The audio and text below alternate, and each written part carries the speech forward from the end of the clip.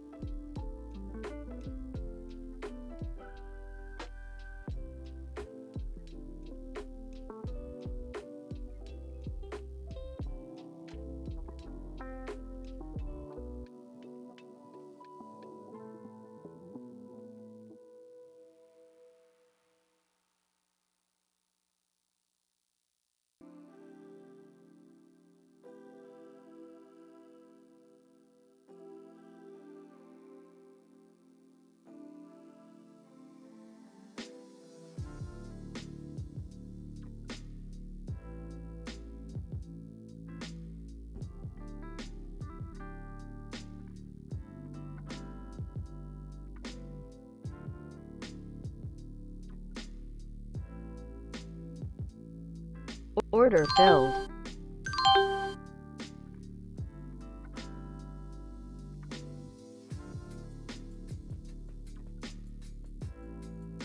Order filled.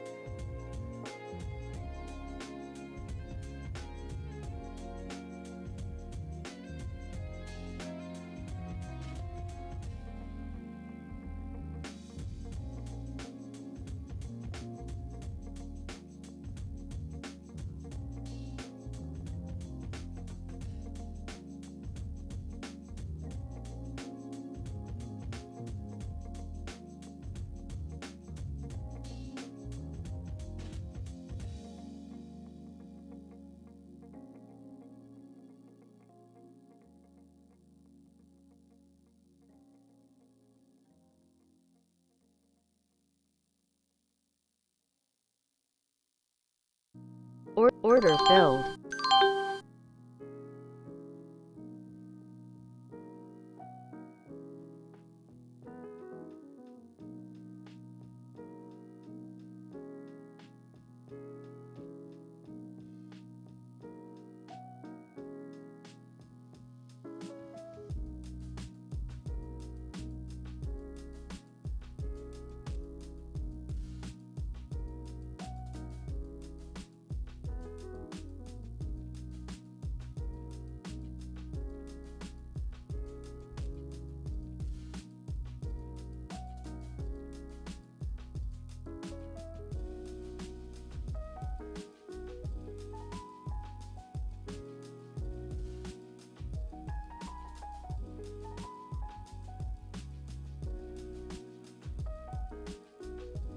Order filled.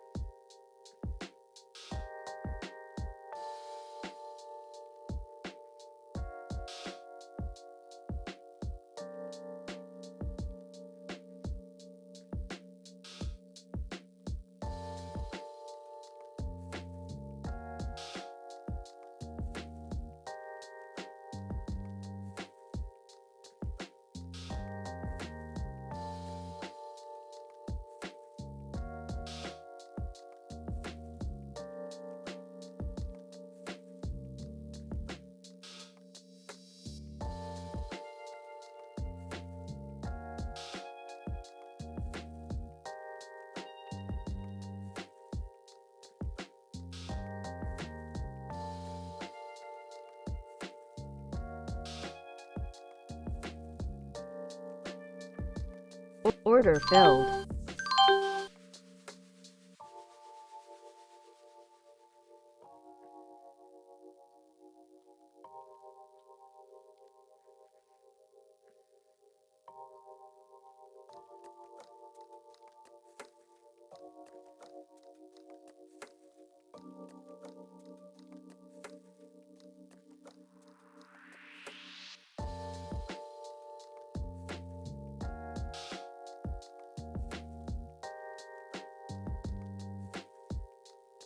Order filled.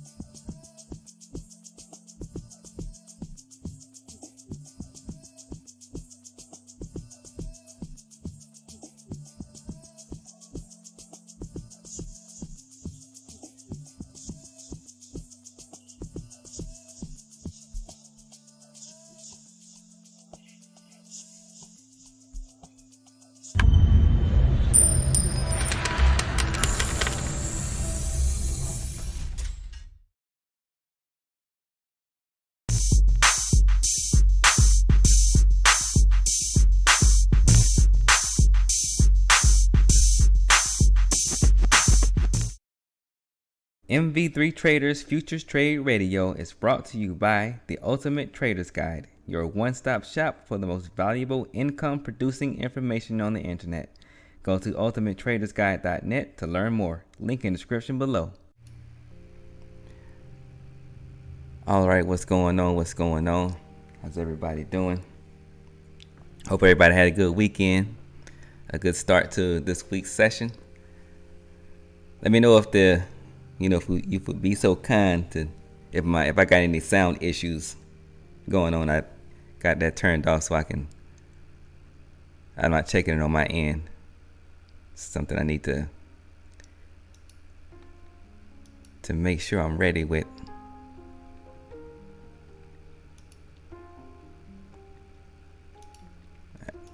All right, here we go. All right, so let me start this off by go ahead and my latest video has been released, but I released it only on Rumble. That's why I'm gonna put my exclusive stuff. The link is in the chat. Link should also be in the description. I got to check that after the stream to make sure it's there too.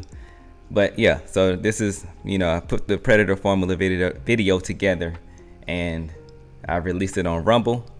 Go ahead, and if you're interested in that, check that out. And I'm also thinking, depending on what kind of response I get with this video here, I'm thinking about putting out the next video I'm gonna put on Rumble will me being exposed in the algorithm that I keep track of, right? And this algorithm is pretty consistent, and I'm depending on what kind of response I get with this video, if I get a good response on this video, on this Predator formula video, then what I'll do is I'll break down completely the algorithm that I keep track of, and just that'll be the next video, right? But I need to get good feedback on this one right here first before I do that one. All right, so new video out on Rumble, link is in the chat, should be in the description if you're watching this after the fact, and it's not in the description now. It will be there after this stream. All right.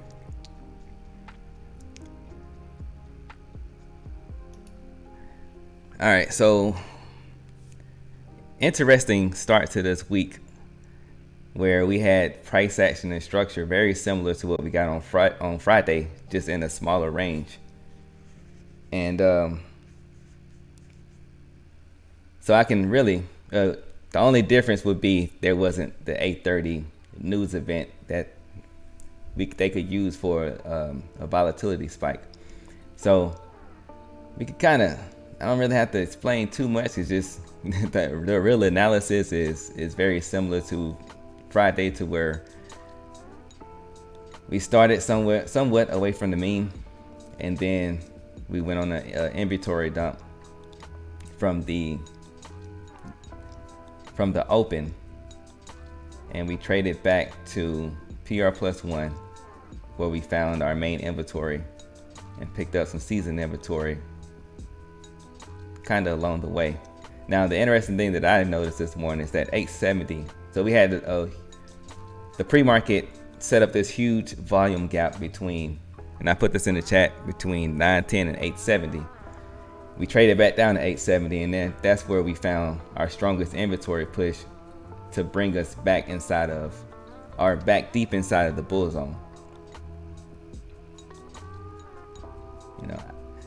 I actually ended up trading that in a sim account just so I could, or not in a sim account, I traded that in a simulated environment just so I didn't want to be the time when that opportunity for me, that when I got that trigger, it was time for me to start preparing for the second half of the stream.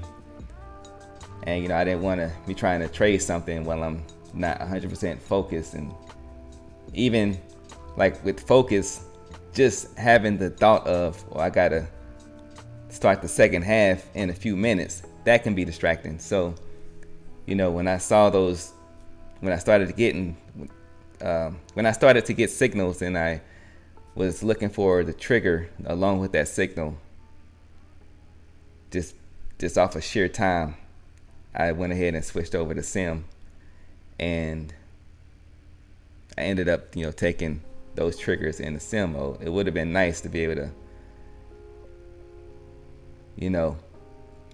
have taken it in my regular accounts, but I got to make sure on Mondays and Fridays, the main focus is these streams. So I hope everybody really appreciates it. That's really what I'm trying to go with this. Me putting out these, doing these live streams, because there's some sacrifice involved in it. So right now we've found some seasoned inventory that we're slowly dropping. Initially it was at 910. Now we moved that down to 900 flat. Well, we've dropped it a little bit below that, but the bulk of that inventory has been picked up off of 900, and we're kind of negotiating right here. That's a new term, negotiating. I like that. So we started negotiating here, and we'll see where our wholesale wants to take price from here. It looks like we're continuing to drop inventory, finding some off of MSRP. Still in this little negotiation phase. And we'll be just watching to see where we go from there. We got automation above us and some additional MSRP above us as well.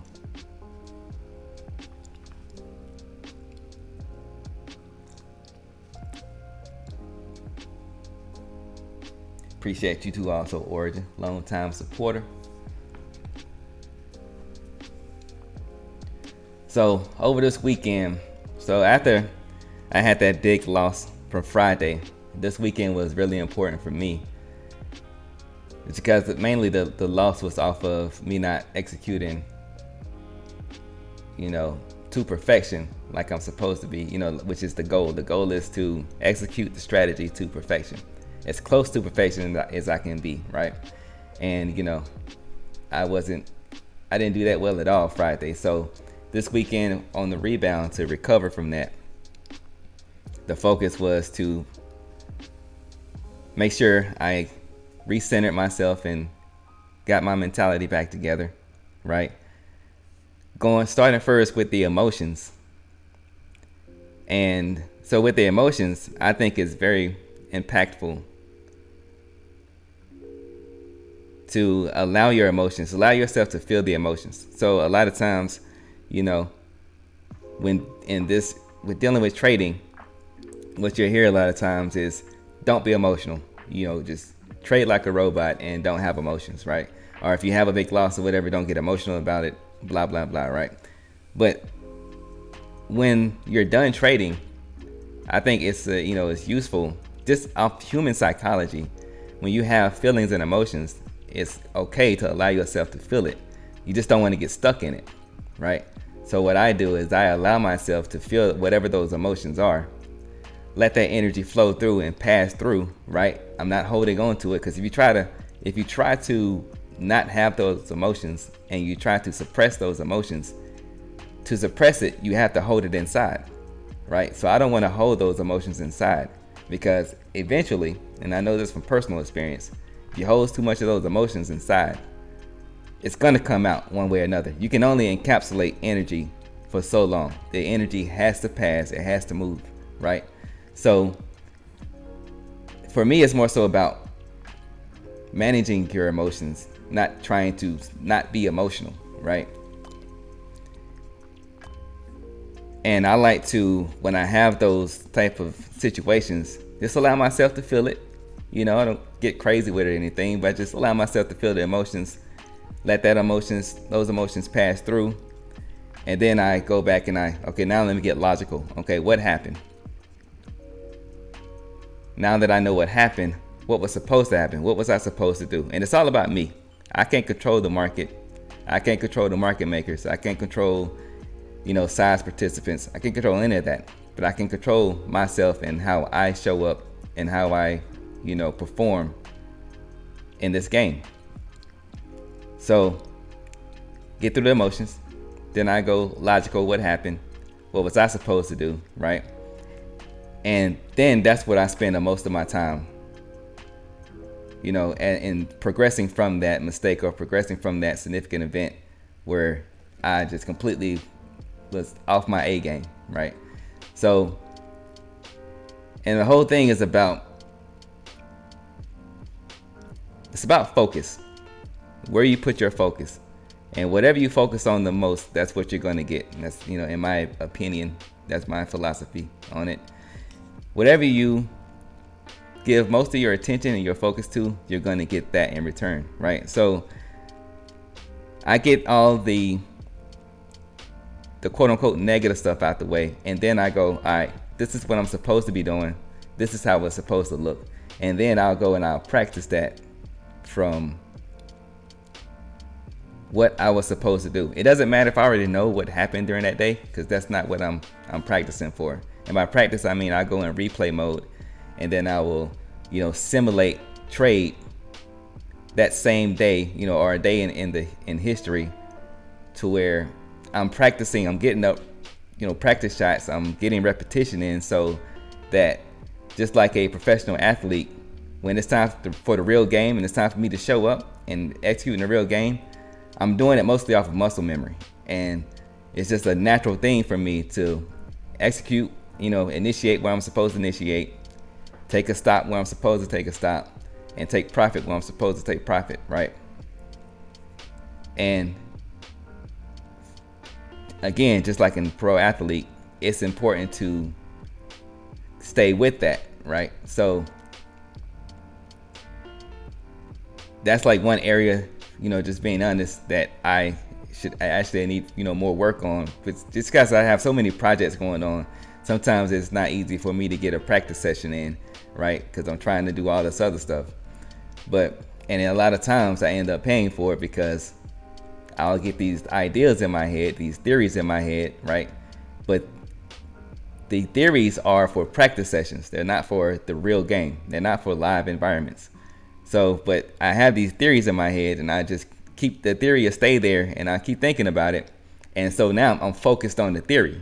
I'm not focused on what I've already proven to be the best way for me to approach my trading. What is in my head and what I'm focused on is the theory, or the idea, the creative idea that I just got recently based off of whatever.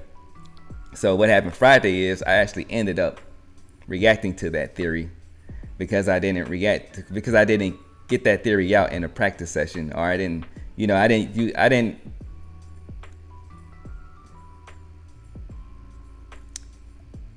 how am I trying to say this? I didn't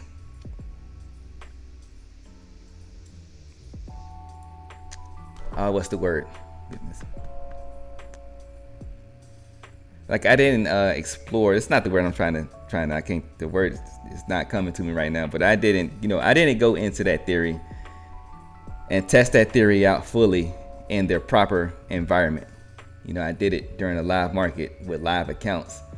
Luckily, I didn't do it with my main account. But that day I went light and I simmed that main account. But I still tested that theory out because I was trading light, which is interesting because I was watching some other stuff over the weekend, and they talked about addressing fear, and repeatedly, one of the main things I kept hearing was to decrease your size, right? Now, of course, there's no absolutes. So decreasing your size may work for a lot of people, but for me, it doesn't. For me, decreasing my size just gives me more reasons to test my theory. I'm only trading with a little bit of size. If I take a loss outside of what I'm supposed to take a loss, then it's not that big of a deal. But it actually ended up being that big of a deal Friday, even though I decreased my size. But that decreasing my size encouraged me. It addressed the fear, but also encouraged me to not be that disciplined because I was trading with lower size, right? And it ended up being so much more costly than I, assumed it would be. So,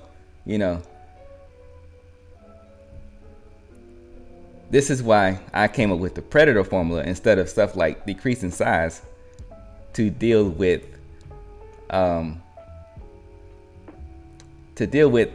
FOMO, or fear that leads to pulling the trigger and stuff like that. And I think it's better. This predator formula is actually better, right? Because what are we doing when we're talking about decreasing size and, addressing the fear by decreasing size or using the predator formula? Well, we're dealing with the fear around the unknown.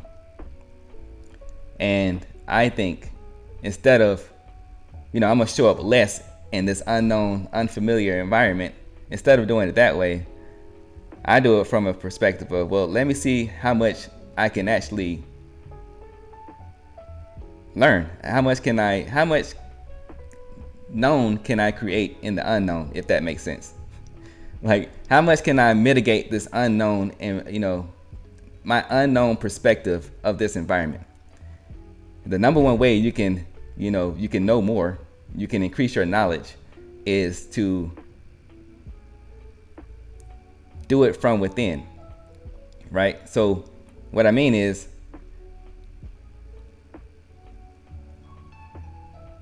how can you take your strategy and apply certain things to it, to where you will know how to react no matter what price does, no matter what the price action is.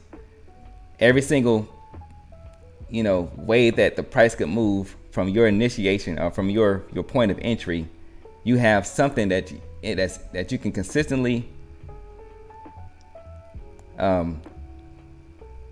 you have something in your strategy that tells you how to consistently respond to whatever the situation is, right? So, and that's what I did with my strategy.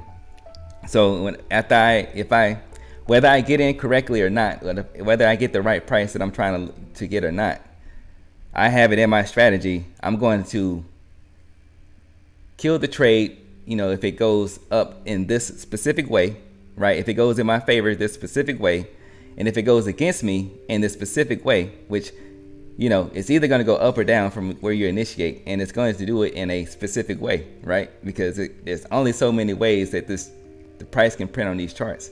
So I've identified that, right, just from understanding more about how NQ specifically moves, and how NQ, specifically are typically sets up, prints on the chart, right? The typical structure that you get from NQ.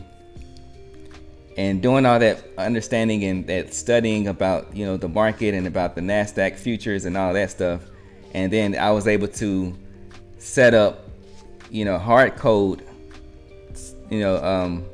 certain ways for me to respond no matter if price goes up or down, regardless of the price that I entered in on, right?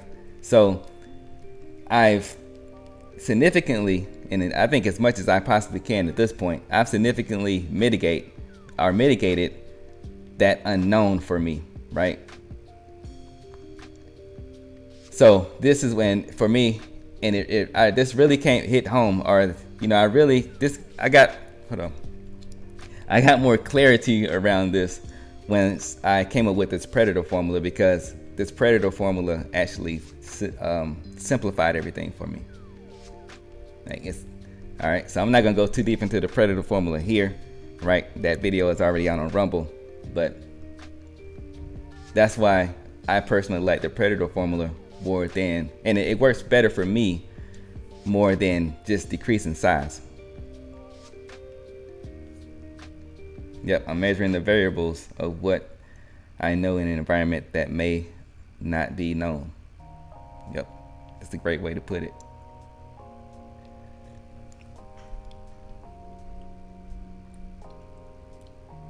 Appreciate the assist there, Origin. So that's how I spent my weekend, just practicing. I went to go back over, do a little recap. So on Friday, I let myself feel what I wanted to feel, right? Whatever emotions I had. That only lasted maybe a couple hours, maybe, right? And then I went back and logically reviewed the day, reviewed what I did, right? Logged all my numbers and all that stuff, did all my back office stuff, right? And then I looked into, all right, what was I supposed to do? Now, with that, what I was supposed to do, I took that opportunity to also address some more theories that I had in my head. And so I got in this weekend, over the weekend, I spent a lot of time going over all the different, types of scenarios that I could think of, that all these creative theories that I was coming up with in my head. And I just went through all of those in a simulated mode. I recorded it, I took screenshots, took notes, all that stuff. And then from that, now I know, I have some results from my theory. So now I don't have to worry about it anymore. And I know out of what I tested, I know which method I want to continue going with, right? So now all that stuff is out of my head, and I don't have to worry about it, and I can just focus on what I'm supposed to be doing, right? And I also added some rules to my pre-market checklist, to where I just make sure I remind myself what I'm supposed to be doing every single time before I show up and I start trading live. So while these types of situations, they can be, they're costly, they come with heavy tuition, but the positive side to it is I always get a lot of growth from it, and I grow a lot from, every time I make a mistake or, have something significant outside of what I'm normally supposed to be doing. It'd be dope if I could, actually reverse that, but when I can get the most growth when everything is going good. But it's like, these situations kind of force you to either you're gonna just fold or you're gonna grow from these situations, right? And I just have it, genetically wired in me to, I'm not gonna fold, I'm gonna grow from it. Now and I say that because I've been this way since youth, as early as I can remember. But I think it's something that everybody can do. Some people may have to work at it harder than others, because the human is programmable.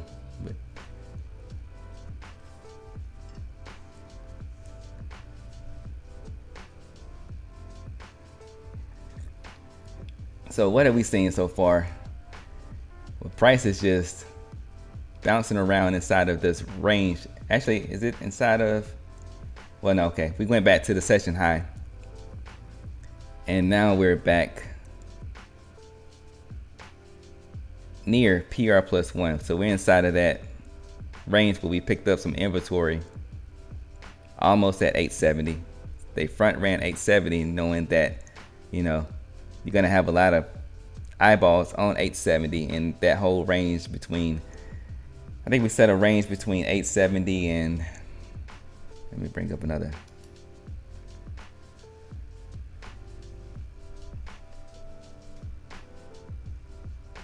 Yeah, pretty much 860. So it's a nice little 10-point range between 870 and 860. Right now we're seeing some front run, but automation is holding up supply right there along with MSRP. So MSRP and automation is in the same area, and we're catching supply off of MSRP and automation.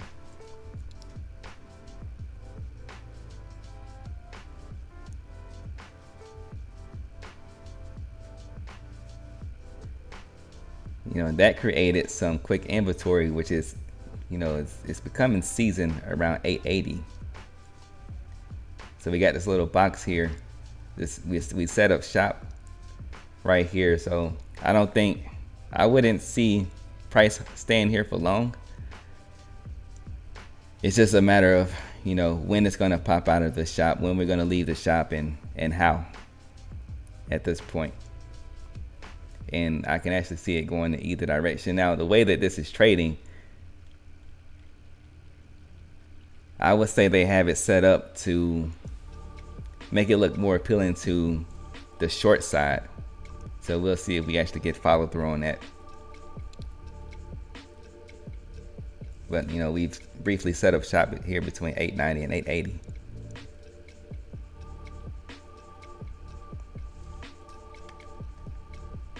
In fact, let me do a quick volume check.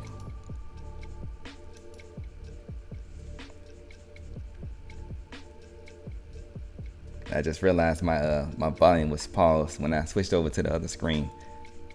My quote board that y'all can see.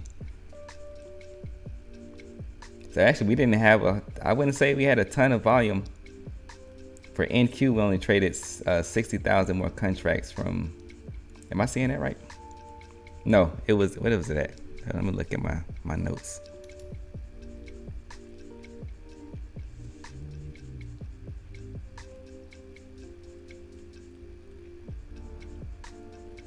Yeah, it's not even 60, it's like 40. if my quote board is right. So only 40,000 more contracts since I locked it in the pre-market like 15 minutes before the bell up until now. That's not much at all.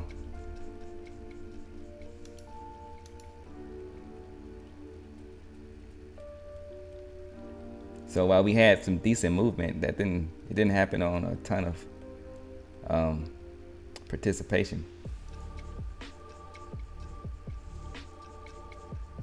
It seems like it's off. I don't know. It's interesting why my quote board is showing me the numbers, because if I look at the Delta board, it doesn't say the same thing. That's why I had to question it, because it didn't seem right.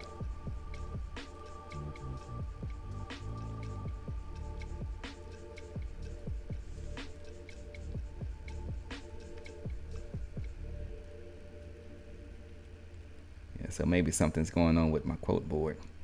So if I look at the Delta board, that 9:30, the 9:30 open from 9:30 to 10, that 30-minute period is 167,000. Well, this is M and Q. Okay, so there's going to be a difference between M and Q and NQ.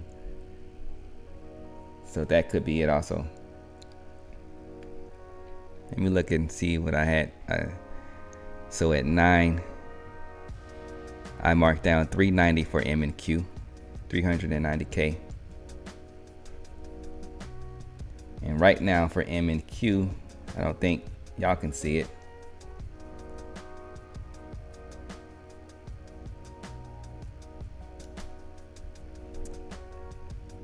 Okay, yeah, that makes sense. That makes sense. Okay.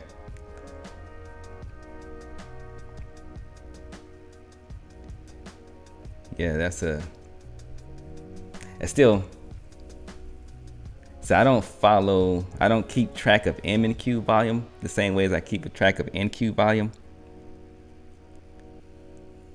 So I don't know. It's interesting. It's just really interesting to me. That deserves some study after the fact. So anyway, with all that being said, we're still holding this range inside the bull zone.